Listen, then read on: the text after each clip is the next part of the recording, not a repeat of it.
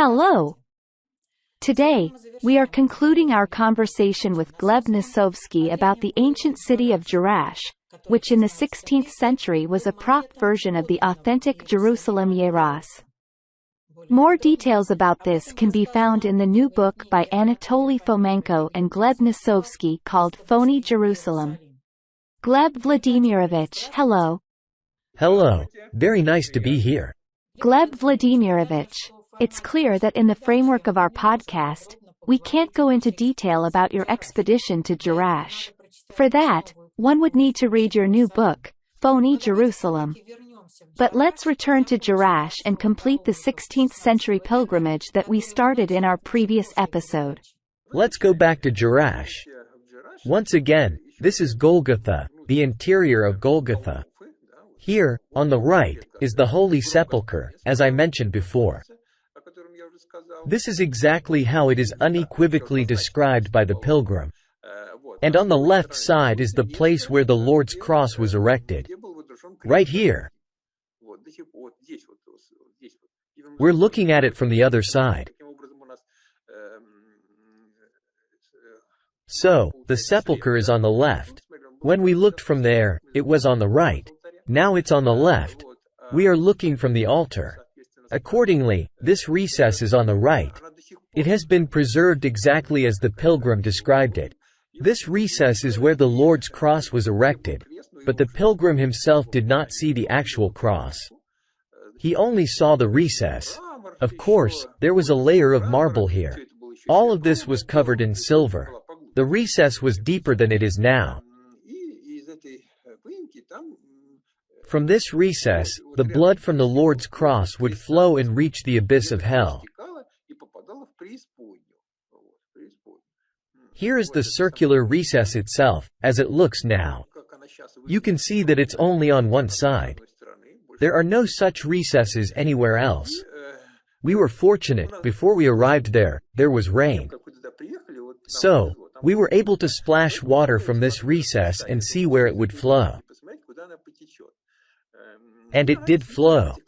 It turns out there was already a ready-made groove in the floor. And as it flowed directly from this recess, the blood would run along this groove and into a hole, just as the pilgrim described. Of course, it must be understood that it didn't look exactly like this, with marble on top, and it was all very beautiful. Nevertheless, traces of how it was done are still present in this stone foundation. Here is this groove in a hole that has no depth, leading to hell. The blood from the cross would flow through this groove, reach this hole, and fall onto Adam's head. That's how it was explained to the pilgrims. This is the prison where John the Baptist was held. It is described by the pilgrim and is located on the road from Golgotha to the Church of Constantine in Helena. Gleb Vladimirovich, please tell us a few words about the Madaba mosaic map. This is the famous mosaic map on the floor of a church in the city of Madaba. Madaba is located near Amman, also known as Ramah. In the 20th century, a mosaic floor was discovered there, and an image of Jerusalem was found. It's a remarkable depiction. It says here that this is Jerusalem. This famous depiction of Jerusalem on the Madaba map is considered fantastic because it bears no resemblance to modern-day Jerusalem, the city known as Jerusalem today. It is considered an imaginary map. Someone just made it up and drew. However, it has a direct resemblance to Jerash. First, there's a circular square, then an alley. Do you see the columns on the left and right? This is an alley of columns, with the Church of the Resurrection right here, and in the middle of this alley, there is a tall church with 4 columns. These 4 columns have survived to this day. When you start comparing the city map, you find that it's quite unique. You can see this oval shape, intersected along its axis by an alley, lined on both sides with columns. Both to the left and to the right of it, there are some buildings. It's a unique layout for a city. Not all cities are designed this way. This is exactly how Jerash is planned. Precisely this square, then the alley, and on both sides of this alley, various sacred sites are located. In the middle of this alley stands a bell tower supported by 4 columns. Now, I'll show you these 4 columns. Here's the center of this alley, and here are these 4 columns. They have survived to this day, and a bell tower used to stand on them. Beneath this bell tower, there were also several small churches. Modern researchers don't quite understand what the churches under the bell tower are, but it becomes clear here. The 4 columns supported a structure, the bell tower, and underneath it, there was enough space for small chapels. This is all described by the pilgrim. These aren't just 4 columns. They are huge rectangular structures. One of them, and the second one. This is a modern plan. Archaeologists are puzzling over what these 4 columns represent. You can see the Tetrapolon Plaza, a 4-columned square. Today, they speculate that there were probably statues of 4 emperors there. On the right is a reconstruction by modern historians. Nevertheless, the pilgrim describes everything in great detail.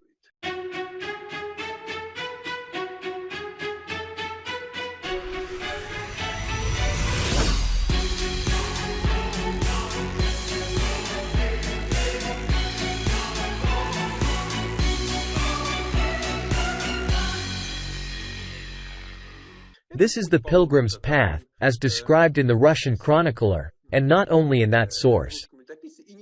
I would like to reiterate that there are many such descriptions, and they are all roughly the same because the pilgrim did not choose the path. He was led by the hand and could not deviate from the prearranged route. Therefore, they all followed the same path and left roughly the same memories. These descriptions are written in Russian, probably in Latin as well, and there are many of them. Thousands and thousands of people used to come there. So, first, the pilgrim would enter through the north gate, then ascend to Golgotha, to the Church of the Resurrection. Then he would proceed to the north to the Church of Constantine and Helena, to the Roman theater. He would descend down 30 steps and see the place where Helena recovered the true cross. Afterward, he would return to this alley, walk here, and inspect the Old Testament sites.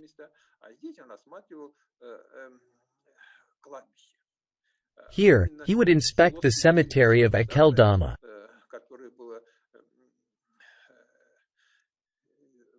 This is the potter's field, the very place that was bought with the 30 pieces of silver that Judas threw on the ground in the temple, returning them. They said that it was the price of blood and that it couldn't be kept in the temple. If you remember, Judas sold Christ for 30 pieces of silver, then repented and threw them back. So, the Jewish high priests thought a lot about what to do with these tainted 30 pieces of silver and decided to buy a potter's field, Akeldama, to bury foreigners who were not Jerusalem residents, but strangers.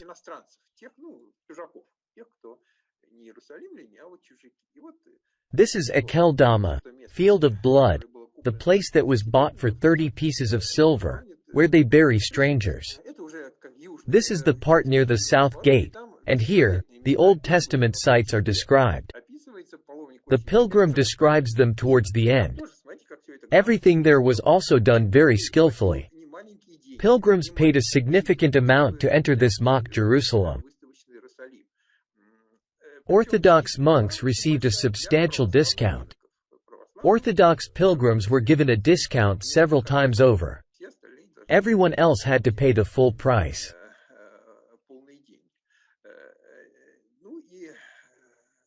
The pilgrims walked and saw dozens of different holy sites. If someone had money left in their pocket, they had to find a way to collect that money too.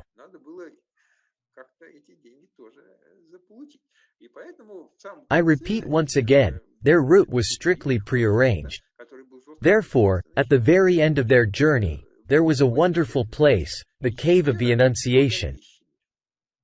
It was attached directly to the house of Joachim and Anne. This is the actual cave. It precisely matches the description. I'll tell you about it now.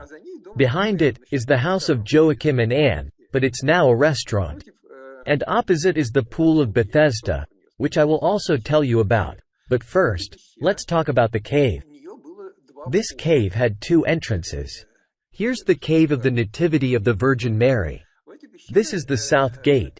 I apologize. This cave did not have two entrances. It had one entrance but two windows. The Holy Spirit entered through one of these windows and exited through the other. These were different windows. You can see that they are not the same. One is round, and the other is square, to avoid confusion. I don't know which one he entered through and which one he exited through. The pilgrim doesn't write about it in such detail, but he does mention that the Holy Spirit entered through one and exited through the other.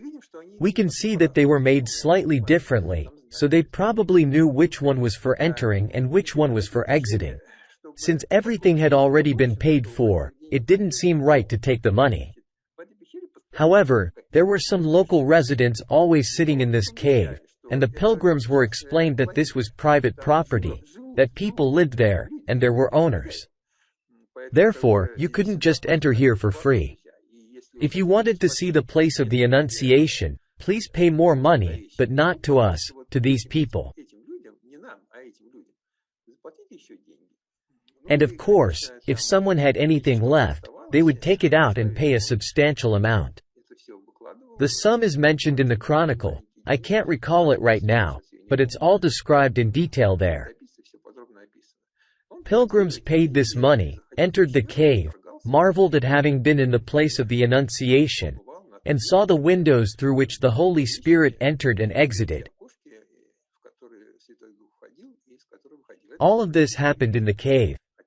Although we know from the Gospels that no cave is described in them, and no windows are mentioned in the Gospels. All of this was made up on the spot, but the pilgrim describes it exactly like this. Here is the cave. Here are the two windows, just as they are on this site. Here are these windows again. Sure, living there was impossible. I think actors sat there and collected money for the establishment. All the money went to the Ottoman treasury, didn't it? Certainly. On the left is the cave, and this part is on the right. There's a restaurant now, but there used to be some kind of building. This building is the house of Joachim and Anne, the parents of the Virgin Mary. For some reason, a cave was attached to the house where Saint Anne sat during the Annunciation. Apparently, that's how it was constructed. They didn't do much remodeling. They just repurposed what was already there. This is the interior of this cave, its dimensions. Of course, it's not a living space, but people allegedly lived there, I suppose, to make one pay through the nose.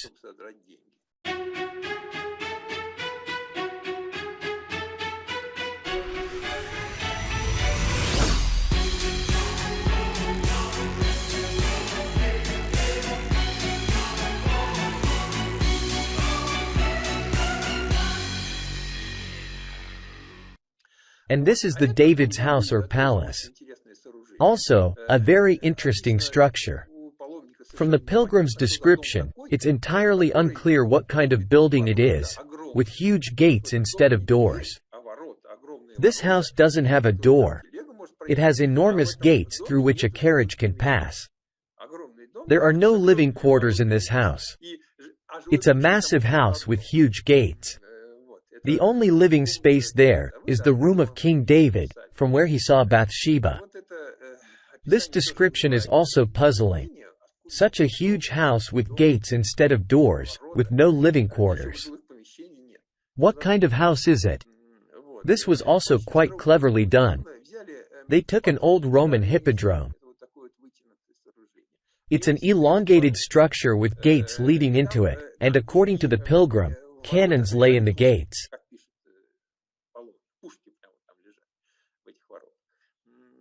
In reality, it was an arsenal, and janissaries stood there. There were no living quarters. Indeed, there were no living quarters in this hippodrome. There's only one room arranged as a living space. I'll show it now. It's also a bogus room. And this is the very King David's chambers. Actually, it was a non-living space.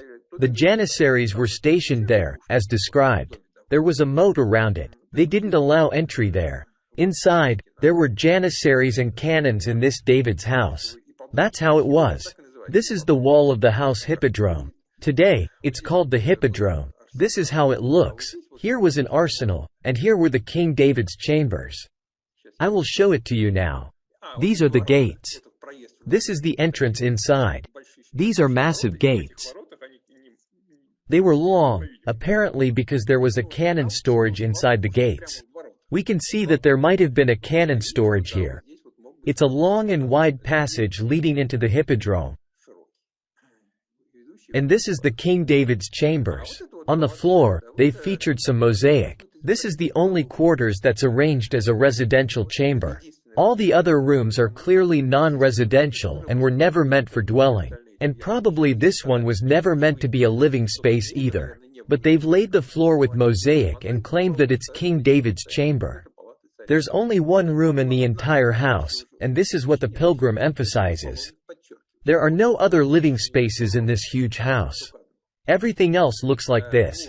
Clearly, these are non-residential spaces.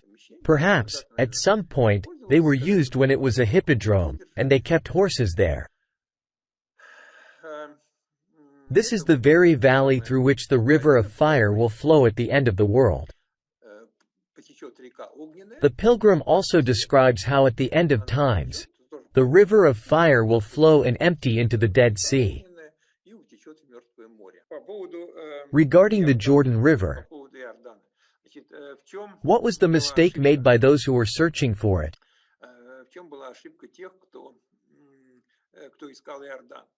It is written that the Jordan River flows into the Dead Sea, and they correctly found the Dead Sea.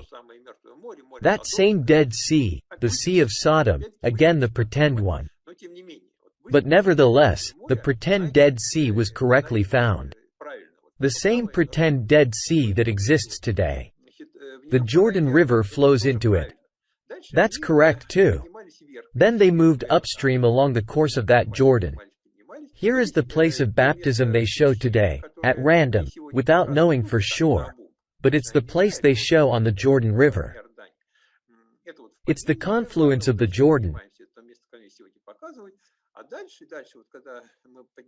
As we move up further, there's a point where the river splits. If you go straight north, there are two tributaries that merge here. One comes directly from the north, and the other flows from these mountains. It flows past Jerash and merges here. Two small rivers merge, forming the Jordan that flows into the Dead Sea.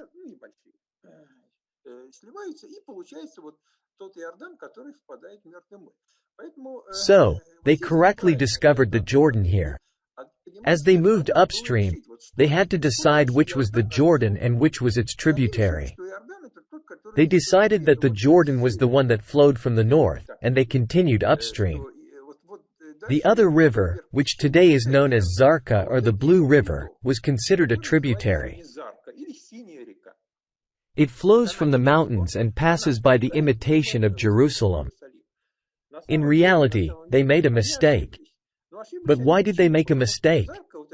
Because the Zarka is the true exposition version of the Jordan River. This river is quite full here while it flows through the mountains. But when it flows out here, it becomes narrow. At the confluence with this tributary, it becomes even narrower. So, they chose the tributary that was wider and named it the Jordan. This is where they made their mistake.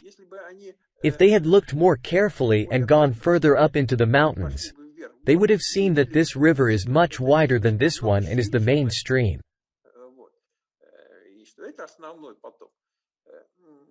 But they didn't do that. In reality, the prop version of Jerusalem is here, and somewhere around here is the old fake site of Christ's baptism. Here, the Zarka River widens and becomes deep with clear blue water. It's not the murky stream that is presented as the site of Christ's baptism today. No. Everything was very beautiful, wonderful, and impressive there.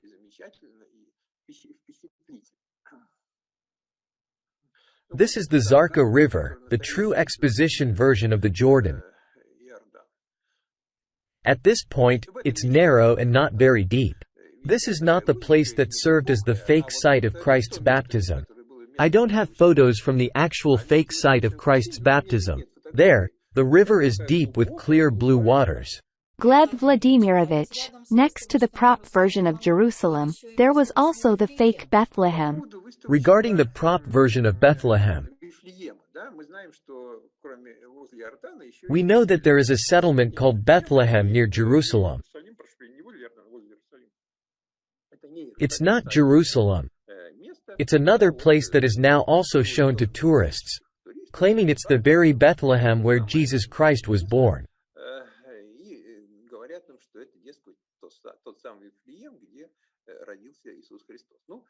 We found the real birthplace of Jesus Christ, which is in Crimea. It's Cape Violent, a cave, where there's still the Church of the Nativity. However, since they created a fake Jerusalem, they also needed a fake Bethlehem. When we arrived there, we looked for someone for a long time. It's completely empty there. There are no tourists, no one, only local residents. Many things are fenced off, including, as indicated on the sign, the oldest church in the world. We searched for a caretaker for a while. He was extremely surprised that some tourists had come. He hadn't seen any tourists in many years. Nevertheless, since we had come, he went to open it. Here's this church, you see it? One of the oldest churches on earth is located here. The pilgrim describes the prop version of Bethlehem in great detail. He describes it as a church with a tunnel beneath it, and you can enter through this tunnel, go down, and reach a cave beneath the church, where Christ was born.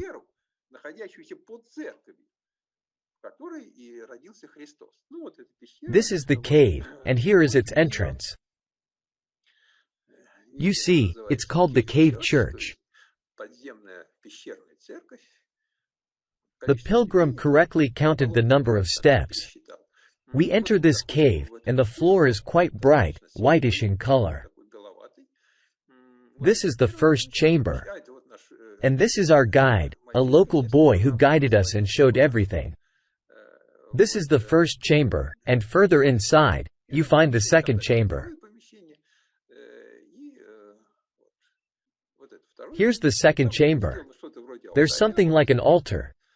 It's evident that candles were burned here, and the ceiling is blackened. Some paper cups are lying around. I don't know why the local residents keep them. Maybe they use them for drinking, I don't know. A hole was made in the ceiling. The pilgrim also describes this, and it's still there, allowing light to enter. This is the hole in the ceiling. The hole can be seen from the outside. And here is a view of this church from above. They covered it and restore remnants of the mosaic, the altar, but all of this is modern reconstruction. Nonetheless, there are some old stones below, and above is the restoration work.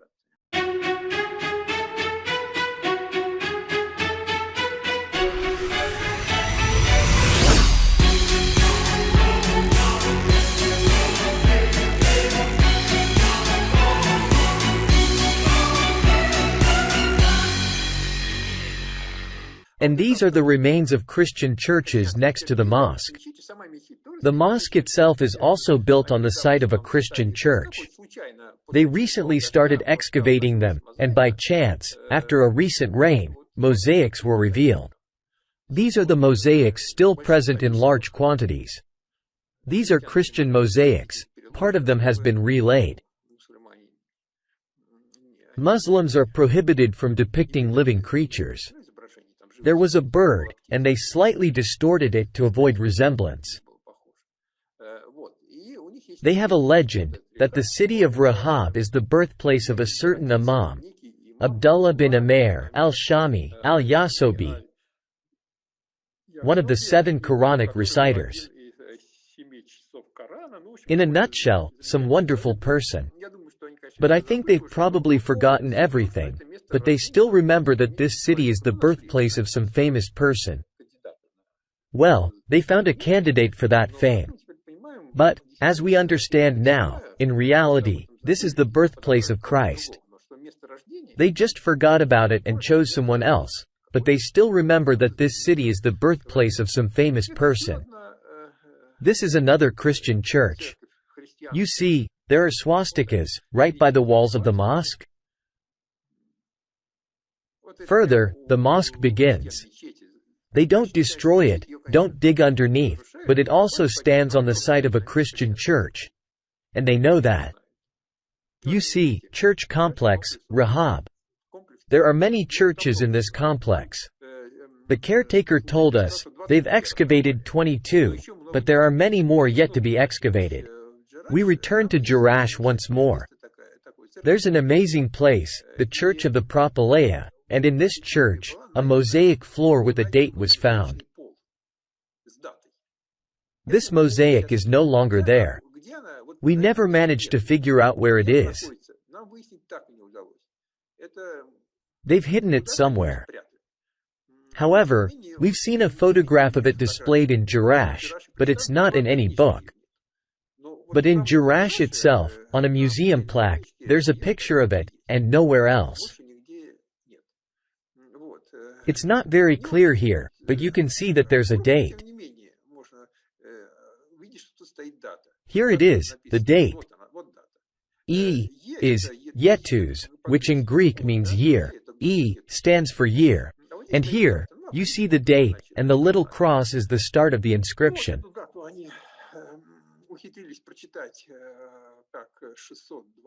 They managed to read this date as 627.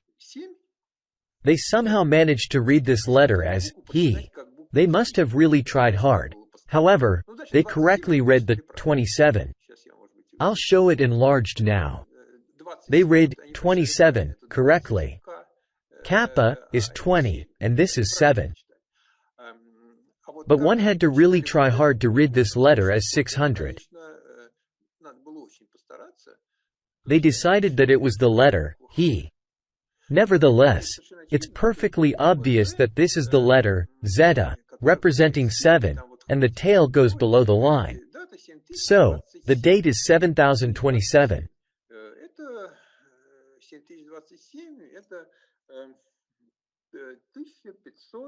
That's the year 1519. It's precisely after Sultan Selim I's conquest in 1515. The Ottomans conquered these areas in 1515. Here, this date, 1519, indicates when they turned this place into a mock Jerusalem. Well, give or take a year. It might not be the exact first year, but it's one of the earliest years when they did this. That's it in a nutshell. But, of course, I can't tell you everything. It's a whole book, and one needs to read it. I find it very interesting. It clarifies many things, answers numerous questions, and puts a lot of pieces in their place.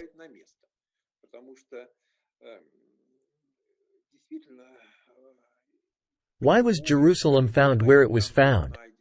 On what basis? How could they make such a significant error?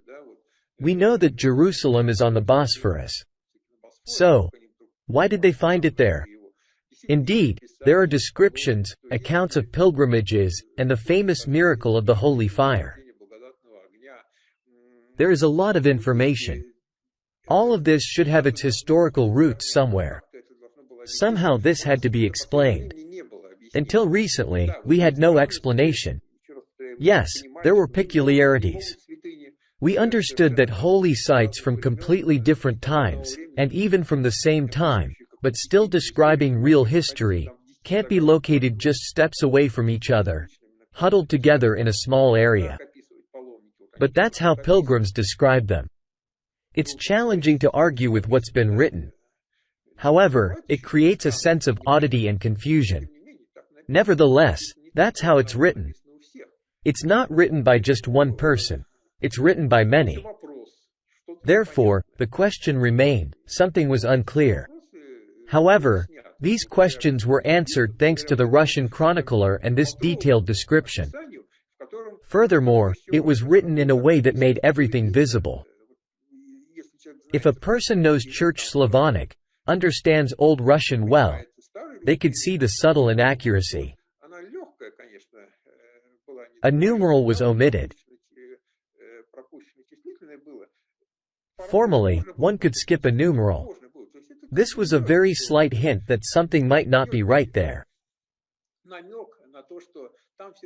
However, upon closer examination, it stood out. Especially if you read not in modern script but in the old one. Some skill in reading old texts showed that something wasn't right. Most likely, a numeral was omitted.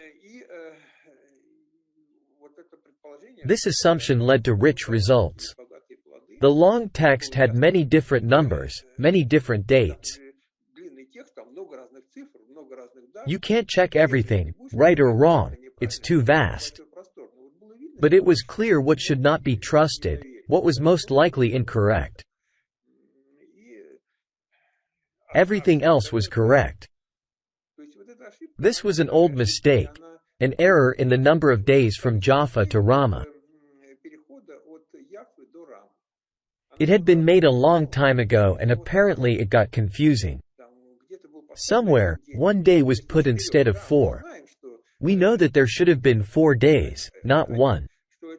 It was because of the Greek letters alpha and delta. Alpha means 1, and delta means 4. Before, they looked very similar. Confusing 1 and 4 is a typical mistake in Old Greek manuscripts. Naturally, there was a suspicion that there might not be 1, but 4. This was often confused. And everything immediately fell into place. Gleb Vladimirovich, thank you very much for the interesting story. You're welcome. Next time we'll meet in the new year 2021. On January 3rd, we'll talk to the founder of the new chronology, Anatoly Fomenko, about how his theory appeared. The Multimedia Museum of the New Chronology wishes you a happy new year, health and prosperity. Take care and be with us in a week.